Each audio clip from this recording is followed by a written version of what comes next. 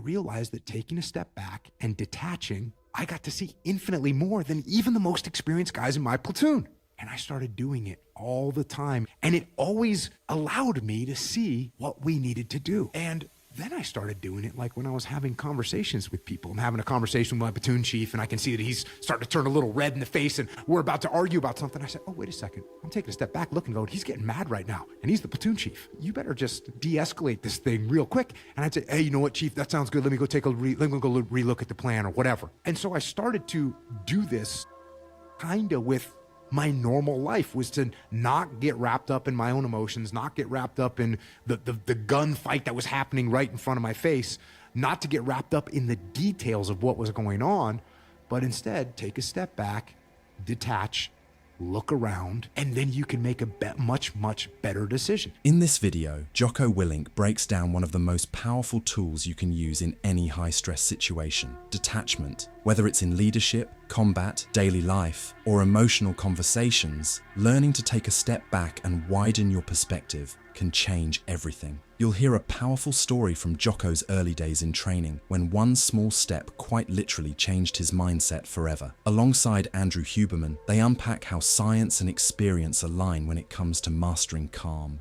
making better decisions, and not letting your emotions run the show. If you've ever felt overwhelmed, locked into a problem, or unsure how to respond in the heat of the moment, this conversation might be exactly what you need. Let's dive in. The solution to your problem is not going to be found in the problem. It's not going to be found in there.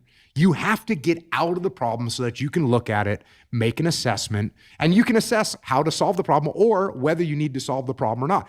I mean, there's a lot of things in my life right now where I shrug my shoulders and go, okay. It's okay. Oh, someone's saying this. Okay. Roger that. Like, carry on. No factor. Move on. And then occasionally you go, okay, this is something I need to contend with. This is something I need to deal with. This is something I need to shape or adjust or move or solve, to use your word. And the reason I laugh when I say that is because problems, you have to get in there, but if you take a step back, you can usually say, oh, little adjustment here, a little adjustment there, and that thing's going to sort itself out. So detachment is a superpower, man. Certainly is, and it's certainly one that I need to focus on more. I'm grateful for you bringing that up. This is the biologist in me, but what is your process for engaging detachment or for disengaging?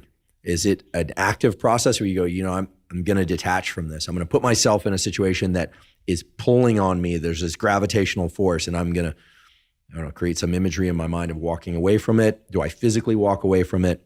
Do I outsource it to somebody else? What are some tools for detachment? Yeah, this is one of those situations where you and I had a discussion about the science and the practical application aligned. So my original experience with detachment was, and this is one of those moments where, I said a lot of times things are just small moments over time and you make a little adjustment. This is one of those moments in my life, and I wrote about leadership strategy and tactics, where I recognized, like in a moment, what detachment was and how helpful it was. I'm on an oil rig doing a training mission. My whole platoon is in a skirmish line looking at a large area of the oil rig that we're supposed to be clearing. Again, this is not combat. This is in the 90s. There's nothing going on. We're just doing training. And I'm standing in this skirmish line. And by the way, I'm the youngest and most junior guy in my platoon. And I'm standing there looking down the sight of my weapon, and I'm waiting for someone to make a call and tell us what to do. And I wait for 5 seconds, and I wait for 10 seconds, and I wait for 20 seconds, and no one's saying anything. And we're waiting for a leader in my platoon to make a call, to tell us what to do, to tell me what to do. And finally, after like 30 seconds, which seems like an eternity, I can't take it anymore. And so I take a step, like a 1 foot step, 12 inches. I take a step off the skirmish line. I look to my left, I look to my right, and what I see is every other guy in my platoon is staring down their weapon, staring down the sight of their weapon, which means their field of view is tiny. It's like a 20-degree field of view. You're looking down the scope of your weapon or the sight of your weapon, and that's how big their field of view is. And I'm looking and I'm thinking, Oh, there's my platoon commander. He's looking down the sight of his weapon. There's my platoon chief. He's looking down the sight of his weapon. There's my leading petty officer. He's looking down the sight of his weapon. There's my assistant platoon commander. He's looking down so everyone in the platoon is looking down the sight of their weapon, which means they all have a very narrow field of vision. Well, when I take a step back and look to my left and look to my right, guess what kind of field of vision I got? I got a massive one. I can see the whole scene, and I can see exactly what it is we need to do. And at that moment, look, as a new guy, you need to keep your mouth shut. You don't say anything. And I'm thinking, well, but no one else is saying anything. So I muster up all the courage I can, and I open my mouth and I say, hold left, clear right, which is a basic tactical call. No. This is not a patent level genius maneuver. It's just a normal call to make in a situation that we were in. I say, hold left, clear right. And I'm expecting to get kind of slapped, told, shut up, new guy. But instead, everyone just repeats the call, hold left, clear right, hold left, clear right. And we execute the maneuver and we finish the clearance of this oil rig. And we get done, we get to the top of the oil rig, which means we cleared the whole thing. We're on the helo deck at the top, and we go into a debrief. And now I'm expecting, okay, now I'm gonna get told, hey, what were you doing? You need to keep your mouth shut. And instead, the platoon chief goes, hey, Jocko, good call on the cellar deck down there. And I was kind of like, yeah, that's right. But then I thought to myself, hold on a second. Why, if I'm the youngest, most junior guy in this platoon, why was I able to see what we needed to do and make that call? Why did that just happen? And then I realized it was because I took a step back.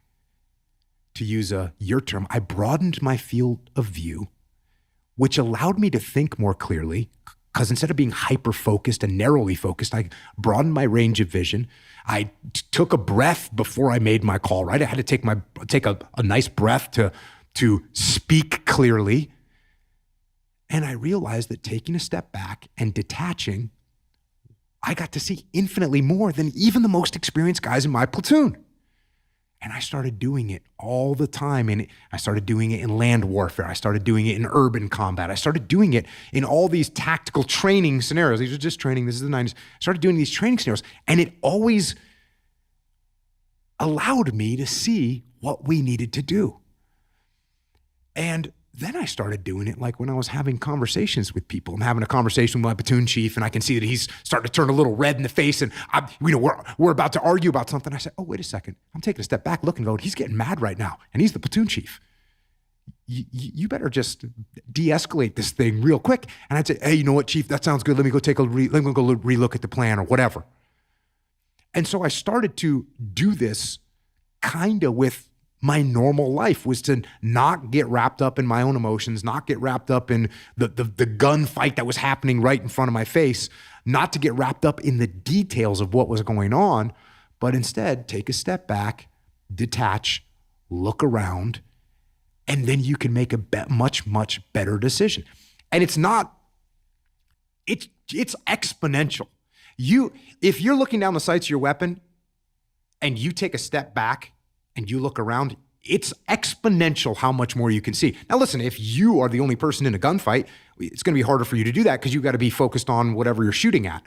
But when you have 16 guys or 20 guys, they're all looking in the same direction, it's very easy to be the guy that goes, I'm gonna take a step back, look around, make a call. So when you talk about the mechanics, when I teach this to people now, the mechanics of it, take a step back. Literally, you and I are at a meeting, there's a bunch of people, this starts to get a heated argument. I will literally push my chair back away from the table. Change my perspective, widen my field of view. The other thing, like in the SEAL teams, you don't want to sound panicked on the radio. For a couple reasons. Number one, because when you panic on the radio, it's going to cause other people to panic. Number two, if you panic on the radio and you sound panicked, everyone's going to make fun of you. So, when you get back from the mission, everyone's going to go, yeah, you sounded like a baby out there. So what would I do before I would key up my radio? Take a breath. And so here I'm manually slowing down my breath. I'm broadening my field of view. So if you're in a meeting or you're at the supermarket parking lot and someone starts to yell at you, take a step back, take a breath, broaden your field of view, detach from those emotions that you're having, and make some space. And that's how I go through the mechanics of detachment. Now, I can tell you right now, I mean, when you do this all the time, which I kind of do this all the time, I don't really have to like step back. But when you're starting to be able to try and do this, absolutely make a mechanic. And I'll tell you, here's another like weird little nuanced thing. Lift your chin up and put your hands down. Now, this isn't not in a combat situation, not in a fight, but here's the thing. When I get defensive, what am I going to do? I'm going to raise my hands up and put my chin down. That's like a fighting mode. So if you and I are having a discussion and I'm starting to get heated and I'm starting to like, oh, he's not listening to me. Instead of me putting my chin down and put my hands like up to where I can put them in your face a little bit. No, I'm actually going to take a step back. I'm going to say, put my chin up. It changes my perspective a little bit more. Changes my visual perspective just by changing the angle of my head. Take a step back. Put my hands down. I'm not being in a defensive mood. I actually want to hear what you have to say. And if I start listening to what you have to say and not talking, it's very hard to be detached when you're talking. It's another key component. You want to detach? Shut your mouth. So I'm in meetings, I'm in a bunch of different companies. I have a bunch of things. I own a bunch of different companies. I'm in a meeting in my companies. I'm not the one that's doing all the talking. In fact, I'm doing mostly listening. When I'm in task unit bruiser, my task unit, I'm not sitting there giving the entire brief. No, I'm letting the platoon chief and the platoon commanders give those briefs. And that way I'm detached. I'm listening to what they have to say. I'm more capable of seeing what holes there are in their plans by not moving my mouth, not talking. I'm listening. So those are some of the methodologies that I use and that I advise people to use in order to effectively start down the pathway of being able to detach in various scenarios.